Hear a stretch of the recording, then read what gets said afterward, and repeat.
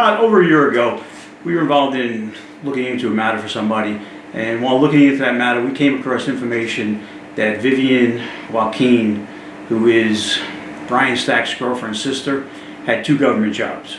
She has one full-time job with Union City Board of Education. She has another full-time job with the Hudson County Board of Election. So first we filed an open request with the City of Union City, and I asked for Vivian's timesheets.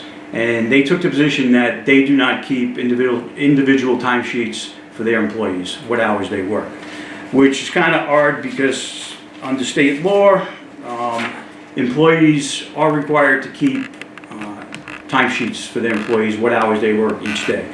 So the Union City Board of Education is taking the position they do not maintain what hours a person works. Coincidentally, right after we filed the open request, the Board of Education issued this order, and they changed Vivian's hours. She was working like every other security guard. She was working 7:50 to 2:50.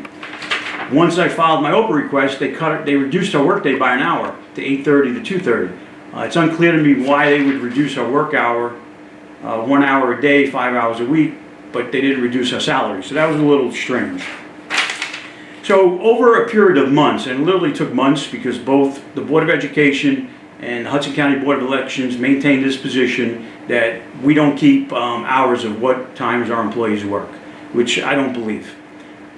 Then the Hudson County Board of Election took the position that, well, she's an investigator for the Board of Elections, so she works a lot of nights and weekends, and we really don't know what time she works at night and what she does on the weekends. So I asked for proof of any investigations she might have conducted, towns she visited, people she visited. They weren't able to produce any documentation of what she did allegedly at night and on the weekends. What's interesting to note is that she's also paid overtime by the Union City Board of Education on certain nights to work security at high school functions from 6 to 10. So the Board of Elections is claiming she works nights sometimes. She's working nights being paid overtime at the Union City Board of Election. So to me, all these hours aren't adding up. What we were finally able to get them to give us is what days she worked, but they wouldn't tell us what time. So based on the days she worked, we created calendars. And as we created the calendars, what we noticed is, for example, what was weird was on Fridays, for some reason, Vivian's required to punch in at the Board of Elections. So, for example, on January 12th of 2018, you can see here, it's highlighted in yellow, she is punched in at the Board of Election at 8:45 to 2:30, and she's also, according to the Union City Board of Education, she was working for them. But her hours at the Union City Board of Education, according to the document they gave us, is from 8:30 to 2:30. So how could she be at 2 places at once?